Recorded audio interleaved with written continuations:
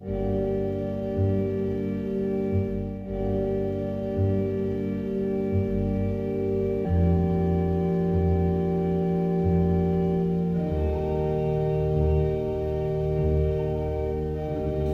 Vincenti è una piccola località dell'entroterra istriano, equidistante dal canale di Leme e dal canale dell'Arsa.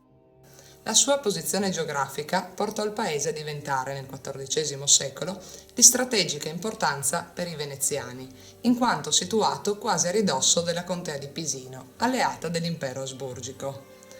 Le prime notizie sul territorio di San Vincenti sono piuttosto scarse. Il primo documento risale al 1025 e riguarda la determinazione dei confini tra l'abbazia di San Vincenti ed il territorio di Golzano e Barbana. La presenza di un'abbazia benedettina viene fatta risalire al IX secolo. Nel 1178 il pontefice Alessandro III confermò ai vescovi di Parenzo anche Ecclesiam Sancti Vincenzi cum cappelli suis. Nel 1211 il patriarca di Aquileia Volchero, divenuto marchese di Istria nel 1209 con pieni poteri ecclesiastici e temporali, infeudò alla famiglia dei Sergi di Pola, detta poi Castropola. Dopo la prima metà del XIII secolo, il feudo vescovile di San Vincenti venne assegnato dalla diocesi parentina ad Alberto II, conte di Gorizia e di Pisino, quale compenso alla sua nomina ad avvocato della chiesa di Parenzo. Nel 1385 i duchi d'Austria, a cui un successore di Alberto II, Alberto IV, aveva promesso il diritto di signoria dei suoi possedimenti istriani previa copertura dei debiti, infeudarono la villa di San Vincenti a Ugo di Duino, il quale nel 1388 ne infeudò metà ai Crotenfeld. L'altra metà del feudo era stata data nel 1384 dal vescovo di Parenzo Gilberto Zorzi al veneziano Andrea Morosini.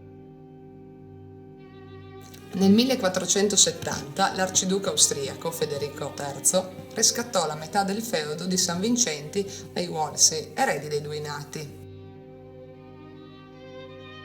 Dalla fine del XV ai primi anni del XVI secolo, molteplici furono gli episodi bellici che videro protagonisti veneziani e l'impero asburgico. Gli scontri interessarono assai frequentemente il territorio di San Vincenti. A seguito della pace, nel 1523, i Morosini acquisirono la metà del feudo rimasto agli austriaci e da allora governarono indiscussi su San Vincenti.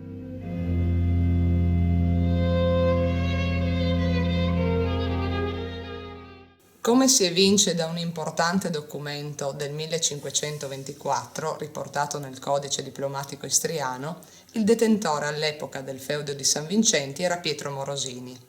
L'atto attesta infatti l'intervento di Papa Clemente VII per dirimere la lite sorta tra Pietro Morosini e il vescovo di Parenzo per la riscossione della mensa vescovile.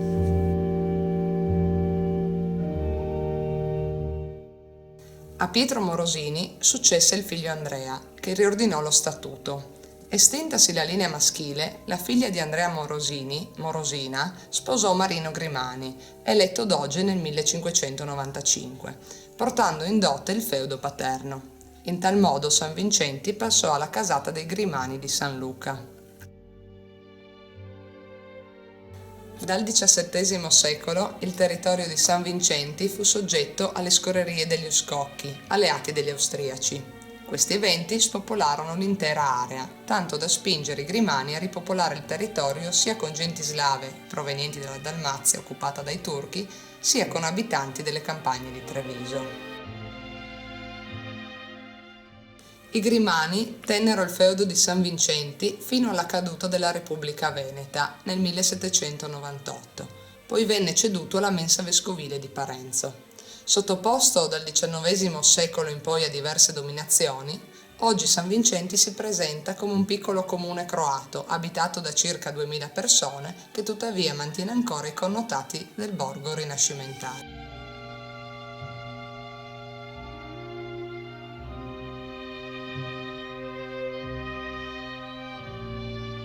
San Vincenti costituiva da sempre un luogo strategicamente importante in quanto si trovava a ridosso del confine dei territori della Serenissima.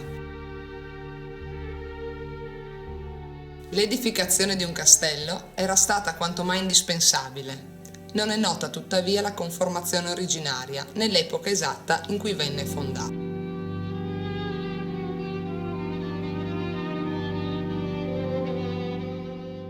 La prima notizia certa riguarda la sua costruzione a seguito degli eventi bellici del 1329. Il castello venne poi di nuovo ricostruito nei primi decenni del Cinquecento per essere completamente ristrutturato dopo l'incendio del 1586.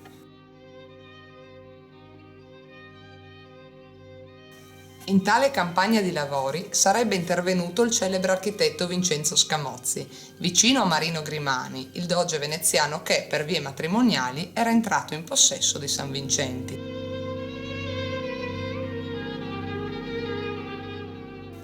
Con il passare dei secoli, dunque, il ruolo del castello passò da difensivo a residenziale. Come ancora oggi si può notare, nonostante il riassetto operato nel 1933 e i bombardamenti subiti nel 1943, le due ali del palazzo residenza occupano l'intero lato occidentale del castello e si alzano rispettivamente di 4 e 5 piani. Nei tre angoli liberi del complesso si ergono le torri, due cilindriche e una quadrata, connesse da una spessa cortina muraria che racchiude l'ampio cortile interno.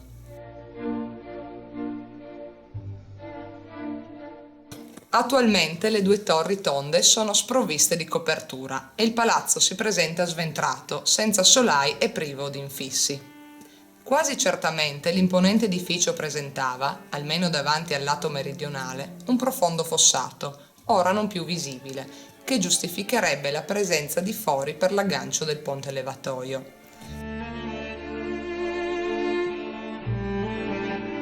Sopra il portale prospiciente la piazza è posto lo stemma dei Grimani, mentre sulla chiave di volta è stata scolpita la data del 1485. Presumibilmente in ricordo dell'apertura di tale porta.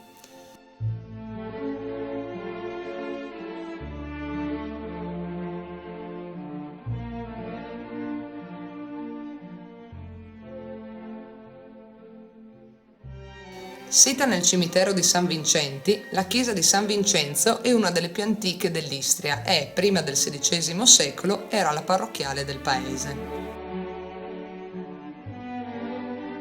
L'edificio presenta una facciata formata da corsi di pietra a vista e vi si accede mediante un portale posto al centro, fiancheggiato da due piccole finestre circolari. Un campanile a vela a due luci chiude il prospetto principale. Sul lato destro della chiesa si colloca una sacrestia, eretta in epoca più tarda, probabilmente nel XV secolo, in quanto le aperture sono a sesto acuto. L'interno, ad aula unica, si conclude con tre absidi semicircolari, ricavate nello spessore dei muri. Tale impianto fa presumere che la chiesa sia stata edificata nella prima metà del IX secolo, dunque dopo l'insediamento dei Benedettini, e solo successivamente affrescata ed ampliata con l'aggiunta della sacrestia.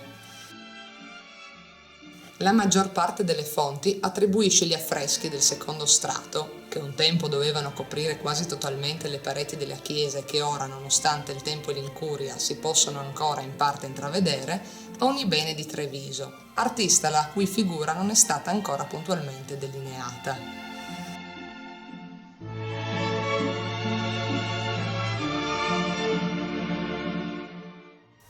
L'assegnazione dei dipinti si baserebbe dunque sulla scritta della fascia sovrastante lo zoccolo dell'abside laterale destra, riportante le parole Anno Domini Pinxit Oniubene Hoc Trevisanus, apparse in seguito ai lavori di restauro condotti nella prima metà del XX secolo dalla Soprintendenza delle Belle Arti di Trieste.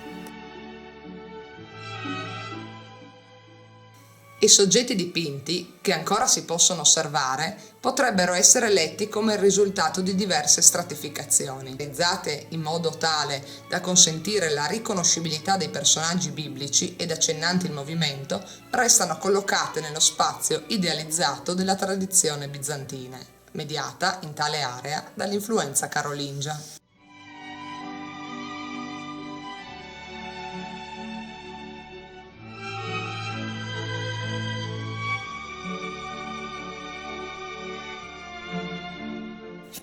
La chiesa si presenta a navata unica e si conclude con un'abside inscritta, introdotta da un arco a sesto acuto.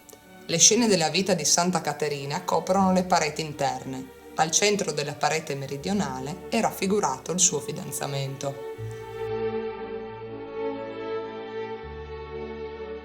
Le poche fonti datano la chiesa alla prima metà del XIV secolo e le pitture alla fine del medesimo secolo. La chiesa è preceduta da un portico quadrato, retaggio dell'atrium che, anticamente, faceva da filtro tra lo spazio sacro dell'aula e lo spazio pagano dell'esterno. In Istria, segnatamente nell'entroterra della penisola, tale tipologia di chiesa con loggia, in associazione alla presenza del campanile a vela, si riscontra in diverse chiesette rurali.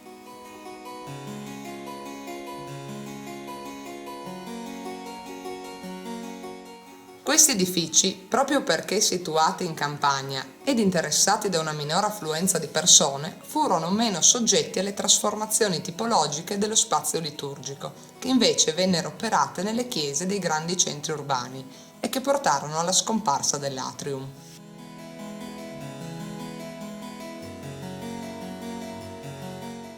Il tetto della loggia della chiesa di Santa Caterina è sostenuto da colonne, che diventano pilastri negli angoli, ultimo residuo della smaterializzazione del muro originario dell'atrium.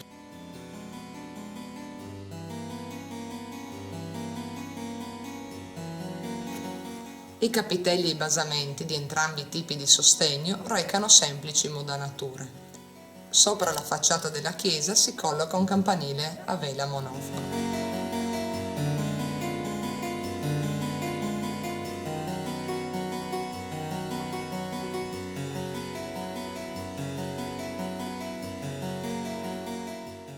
La più antica raffigurazione della chiesa di Santa Maria Annunciata risale al 1689, ad opera di Prospero Petronio. Nell'immagine il tempio presenta già i suoi caratteri peculiari: posizione nel tessuto urbano come quinta orientale della piazza e facciata tripartita con terminazione triloba. La facciata è l'elemento che maggiormente contraddistingue tale chiesa da tutte le altre coeve presenti in Istria, per la presenza dell'ordine architettonico.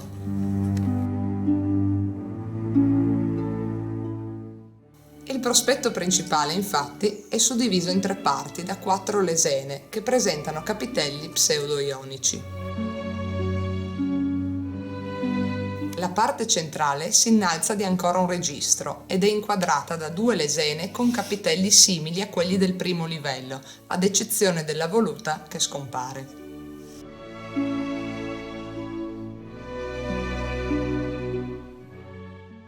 Il portale d'ingresso è formato da 2 paraste con capitello composito, i quali sorreggono un timpano semicircolare, recante un'iscrizione latina in cui si afferma che Papa Gregorio XVI concesse a questa chiesa l'indulgenza plenaria. Questi capitelli sono simili a quelli della loggia posta sul lato meridionale della medesima piazza, su cui si affaccia la chiesa. Se la facciata è formata da corsi di pietra squadrata calcarea, i prospetti laterali sono invece semplicemente intonacati. Su quello settentrionale si situa il campanile, completamente in pietra parte il tamburo ottagonale, con cella campanaria con bifora, presumibilmente costruito in una seconda campagna di lavori.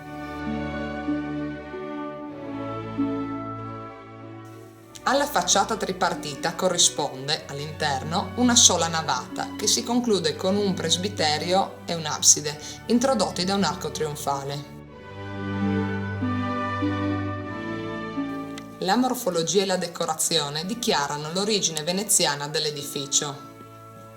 Oltre al coronamento a 3 lobi e all'impiego dell'ordine in facciata, sono i medaglioni a rosa del frontone semicircolare e delle lesene esterne del primo livello e i medaglioni decorati con ovoli dardi delle lesene centrali del primo livello a rifarsi a precise architetture di Venezia, sia religiose che civili, della seconda metà del XV secolo, segnatamente realizzate dall'architetto Mauro Codussi o dalla famiglia degli scultori Lombardo.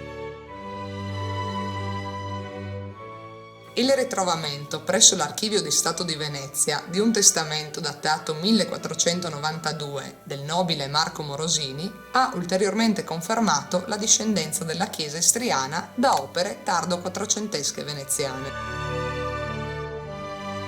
Nel 1493 San Vincenti era infatti amministrata da Marco Morosini, che nella genealogia dei Morosini dalla Sbarra, redatta da Marco Barbaro, compare nella quarta riga. Nel prezioso documento sono forniti dettagli sul progetto e sulle modalità di costruzione della fabbrica.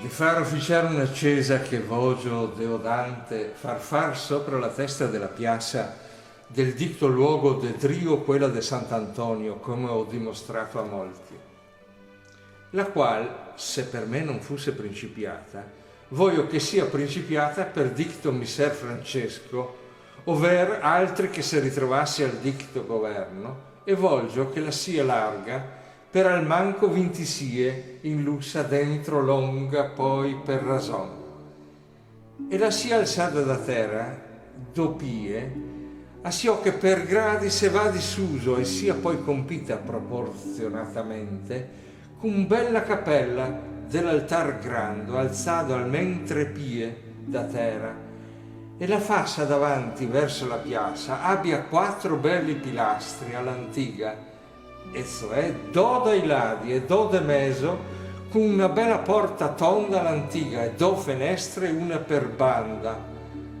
alte almen 10 pie, over 8 secondo parer ali maestri, e di sopra sia fatto in forma de do campanili per metter le campane grande, e sopra i do un piccolo in mezzo per la piccola, ben larghi e grossi, ben messi tutti de piera viva all'antiga.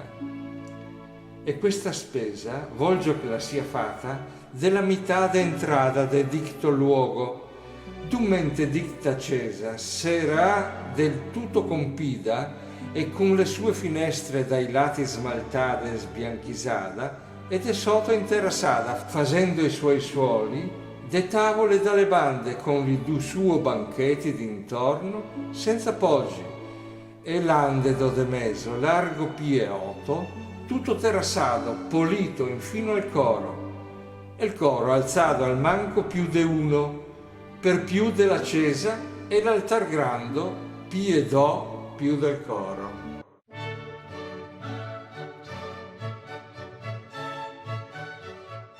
Viene precisato il luogo esatto dell'ubicazione, corrispondente alla testata orientale della piazza di San Vincenti, e sono indicate le misure della lunghezza della pianta, pari a 26 piedi veneziani. L'edificio sarebbe dovuto essere alzato da terra di almeno 2 piedi per accedervi tramite gradini e concluso da una cappella dove avrebbe trovato collocazione l'altare maggiore, rialzato ulteriormente di 3 piedi.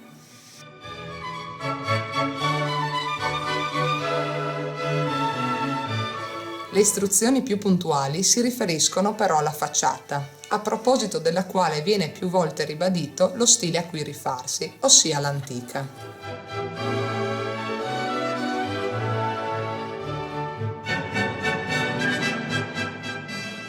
Il prospetto principale, infatti, sarebbe stato tripartito da 4 pilastri all'antica, con al centro una porta tonda all'antica, fiancheggiata da 2 finestre, la cui misura avrebbe potuto variare dagli 8 ai 10 piedi, secondo il parere dei costruttori.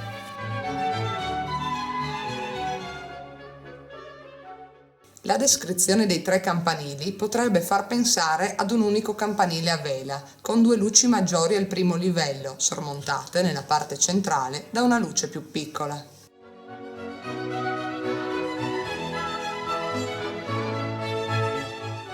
All'interno, sul pavimento di legno, sarebbero stati disposti dei banchi in modo da lasciare libero un passaggio centrale della larghezza di 8 piedi. Il coro sarebbe stato in posizione elevata di ancora un piede rispetto alla chiesa e l'altare ulteriormente alzato di 2 piedi rispetto al coro.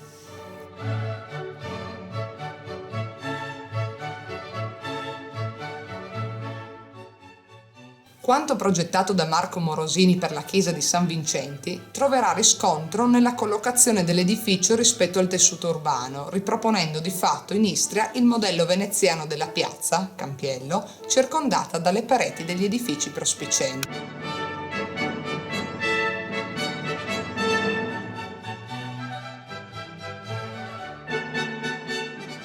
Anche le dimensioni della pianta, se si considera solo il corpo dell'aula senza l'abside ed escludendo i locali della sagrestia e quelli di accesso al campanile, saranno rispettate, ma è soprattutto nella facciata, scandita dall'ordine architettonico, che si riscontra un esplicito richiamo all'antico.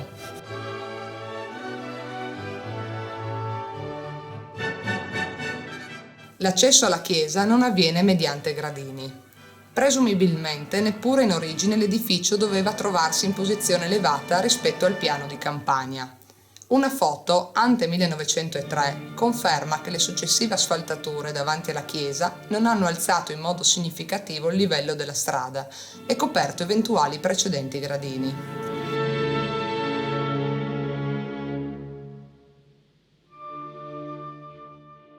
In fase esecutiva, le intenzioni di Marco Morosini vennero per buona parte disattese. La stessa costruzione del tempio slitterà di una trentina d'anni. Va precisato infatti che qualche anno dopo la stesura del testamento scoppiò una guerra tra le milizie venete e austriache e, solo con la pace del 1523, gli scontri subirono una battuta d'arresto. Nella spartizione tra Venezia, Carlo V e Ferdinando I, San Vincenti, occupato dalla Repubblica nel 1515, rimase ai veneziani e quindi i Morosini, che acquisirono anche la metà del feudo ancora in possesso degli austriaci.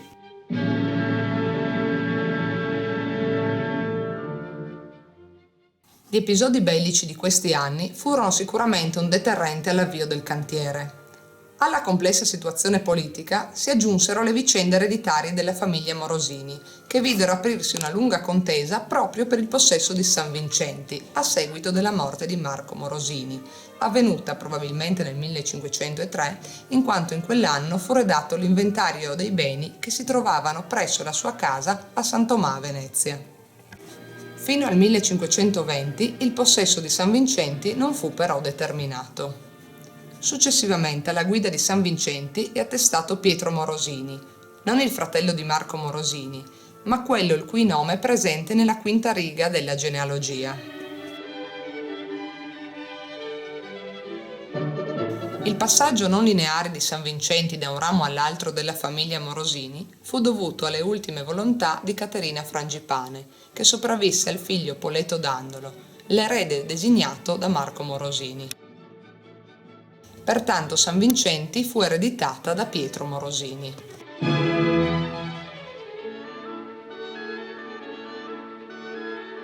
Poiché sotto il capitello delle lesene più esterne venne apposto lo stemma della famiglia Morosini della Sbarra, fiancheggiato dalle iniziali di Pietro Morosini, deceduto nel 1529, si può ipotizzare che l'edificazione sia avvenuta entro la prima metà del XVI secolo.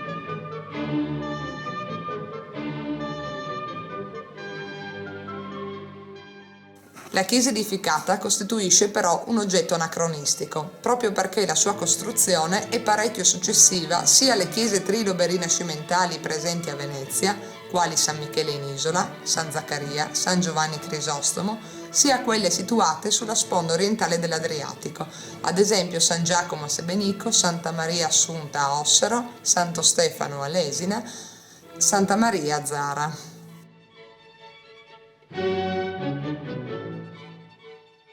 Viceversa, vista la data del testamento in cui sono contenute le indicazioni per la chiesa di San Vincenti, il 1492, il progetto di Marco Morosini può considerarsi in linea con le nuove tendenze architettoniche arrivate alcuni anni prima nel panorama lagunare.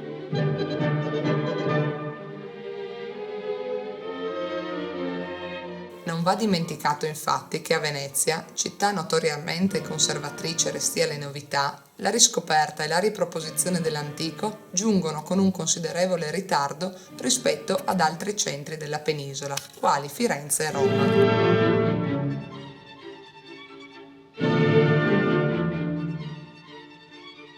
Gli studiosi fanno convenzionalmente iniziare il cosiddetto Rinascimento veneziano nel 1468, anno dell'apertura del cantiere della facciata della chiesa di San Michele in Isola.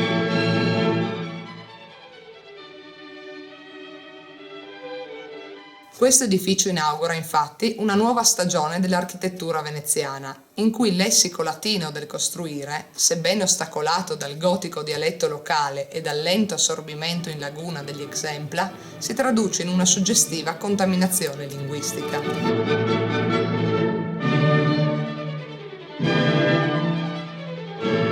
Sembrerebbe dunque che il committente della chiesa di Santa Maria Annunciata, Marco Morosini, avesse voluto per il proprio tempio del proprio feudo istriano un chiaro e preciso riferimento a quei manufatti che, nella loro città d'origine Venezia, costituivano in quel periodo la nuova architettura.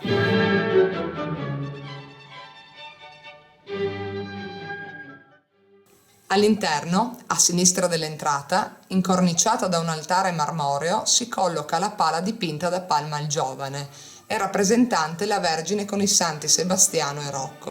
Stando alla critica, la tela votiva, soggetta a diverse ridipinture, deve annoverarsi nella fase tarda della produzione dell'artista. Sempre sul lato settentrionale, prima del presbiterio, si può ammirare un altare ligneo intarsiato, dove si può leggere la data 1555, particolarmente suggestivo per l'impianto prospettico che sembra amplificare la profondità della chiesa. Il risultato è quindi una chiesa che, seppur nei suoi limiti linguistici, resta una singolare espressione di alcuni termini della grammatica latina del costruire, facilmente identificabili ed altrettanto riconoscibili. Per queste sue peculiari caratteristiche, tale manufatto, rimasto per molto tempo ai margini della letteratura, può essere letto come uno specifico, anche se abbreviato, catalogo di citazioni all'antica.